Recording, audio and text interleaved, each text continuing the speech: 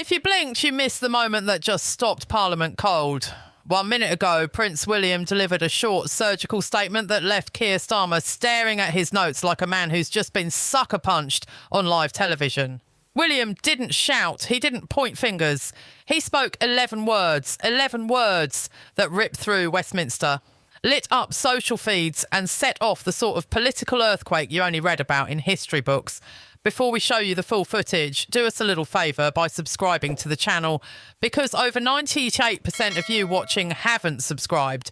It costs you nothing, not even a penny, to join this channel. Have you subscribed? Thanks so much. This is not a minor spat. It is the beginning of a constitutional storm that could reshape British politics in days, not months.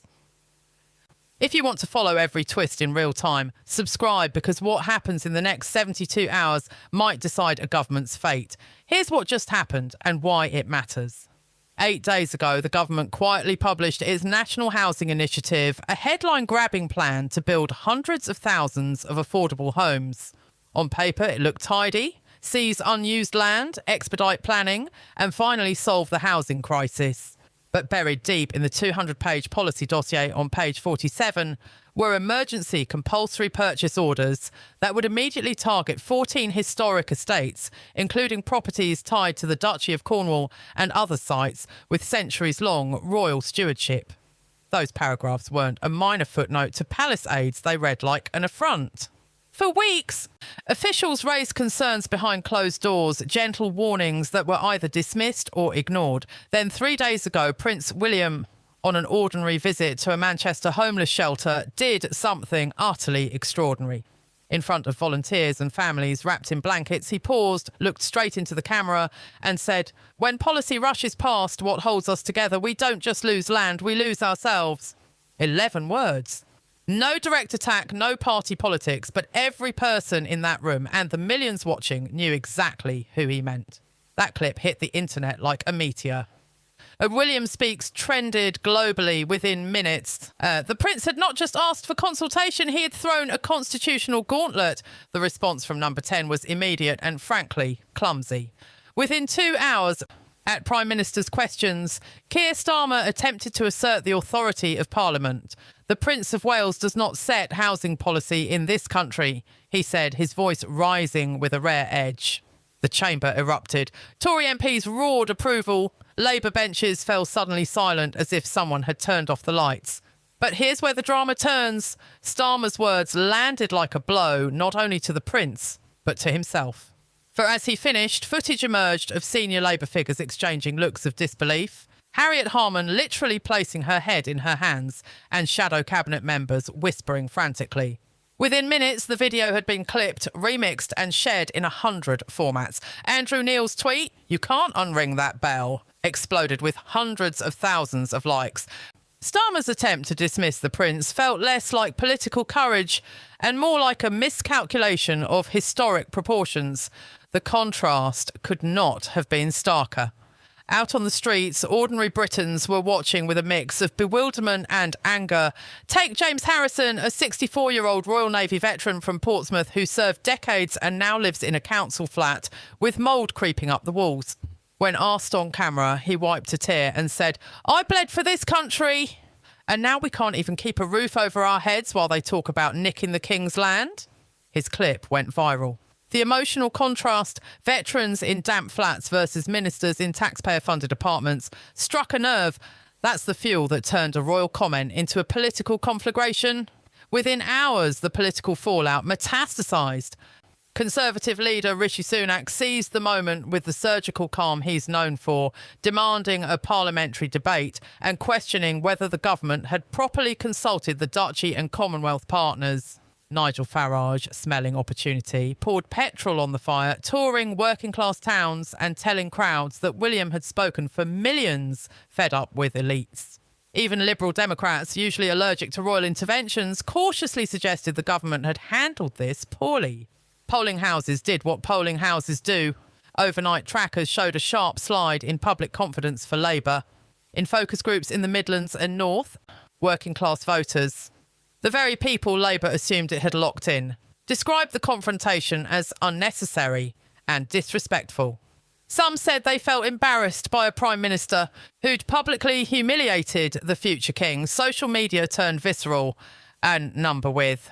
William trended for 2 days straight. TikTok was awash with short clips of grandparents saying, "That's not how we do things." On the other side of the debate, younger urban voters asked a different question. Why should centuries of privilege block urgently needed homes? That split, age, region, values, became the partisan fault line tearing through the party. But the story wasn't just domestic noise. Internationally, allies watched with alarm. Commonwealth partners were privately briefing that any unilateral move to seize lands tied to the shared monarchy could have diplomatic consequences. Financial markets, which hate institutional uncertainty, took notice. Within hours of the exchange, the pound slid, traders muttering about constitutional risk and investor confidence. Property developers nervous about the changing landscape saw their share prices wobble. This wasn't a mere row over a rural estate, it was a risk to economic calm. Back in Whitehall, the crisis played out in frantic, often ugly internal meetings. Ministers were divided. Some argued for immediate retraction and a public apology. Others, oddly, called for firmness, framing the Prince's remarks as an attempt to block progressive reform. As one minister told a friend off the record, "He's poked a bear and we've got to live with the bite." Starmer's inner circle convened emergency strategy sessions, but the leaks were unstoppable. Minutes from a meeting surfaced suggesting that Downing Street had dismissed early warnings from the Duchy. Warnings that, if ignored, would create a constitutional headache. The optics were catastrophic. Then came the palace response that changed the tenor of the entire debate. King Charles, who until now had been famously cautious about intervening, made a public show of support for his son in a manner that stunned constitutional watchers. At a private reception, Charles placed his hands on William's shoulders and was filmed mouthing words that palace insiders later said amounted to, "Ma, you did the right thing." Buckingham Palace released a short statement. Concerns about consultation and heritage merit serious consideration. It was a line that too many read like the Crown quietly telling Parliament, listen. That tacit royal backing shifted the balance. Labour MPs who'd gritted their teeth at the PM's outburst now found themselves in a new position. Defending their leader meant defending an action that the monarch and an angry public had taken personally. Street action intensified. Within 48 hours, vigils and protests cropped up from Manchester to Brighton, with banners reading "Homes for the People, not power plays," counterbalanced by placards demanding respect for tradition and the Crown. This wasn't the usual left-right choreography. It was a social maelstrom, veterans and students standing side by side, arguing different things, but united in disgust at the spectacle. The moral frame sharpened. Was this a fight about heritage and constitutional safeguards, or was it a cynical political play that trampled on people's sense of respect? The more the media dissected the leaked documents, the worse it looked for the Prime Minister. A tranche of emails obtained by the press suggested Downing Street had discussed the political gain of demonstrating toughness against perceived privilege. One leaked line read, "The optics of challenging the Crown could energise our base." If authentic, that single sentence would be catastrophic.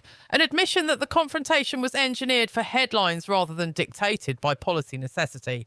Suddenly, Starmer's critics had ammunition. He hadn't merely misread the room, he had manufactured the fight. The internal consequences accelerated.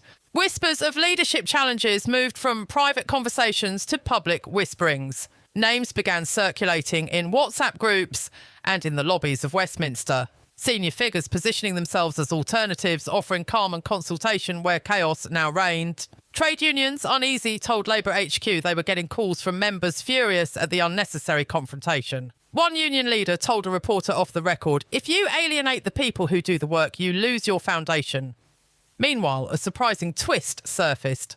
Sue Gray, once the fixer who helped bring clarity to past crises, reportedly warned against provoking a royal backlash in private memos her counsel, ignored according to sources, now looked prescient. If she were to step away from the central operation, it would be a barometer of how deep the crisis cut. The drama kept spinning out new shocks. Nigel Farage's reform movement capitalised, gaining traction among older voters who'd long felt neglected. In several by-polls, Reform's share surged, turning what had been a fringe outrage into a viable political threat. Internationally, commentaries ranged from bemused to alarmed. European papers framed the standoff as another chapter in Britain's identity crisis. Commonwealth outlets warned about consultation and sovereignty. Financial columns worried aloud about precedent and political risk. The narrative hardened. This was no longer just about houses and stables. It was about who gets to decide the rules in Britain. And the big, ugly question loomed.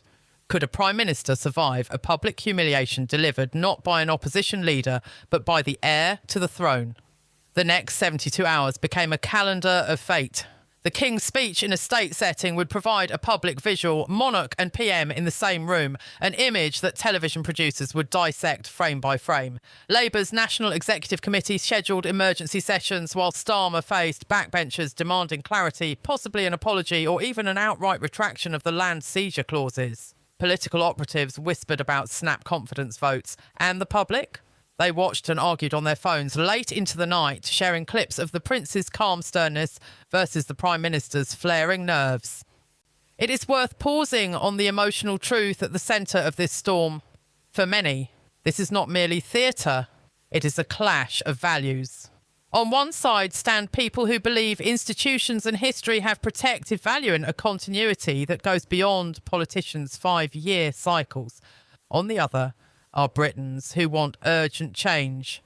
Houses, security, decency and a faster fix to the crisis of homelessness and unaffordable rent. The Prince's words tapped into the former, the government's policy attempted to address the latter, and the collision exposed how brittle the middle ground is. So where does this leave us? Does a Prime Minister who publicly challenges the heir to the throne survive?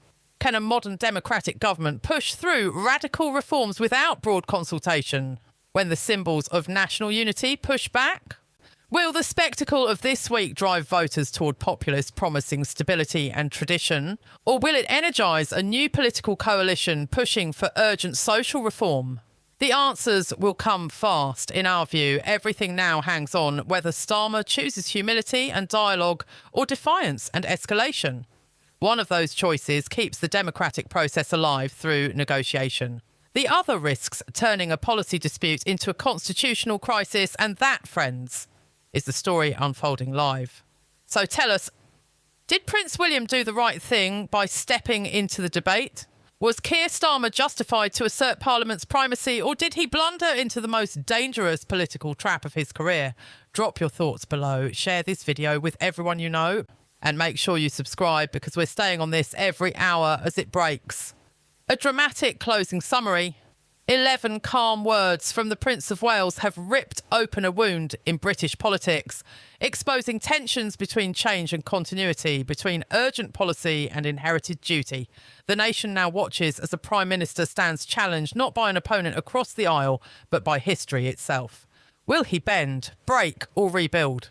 Your voice matters. Tell us what you think. Comment, share and subscribe.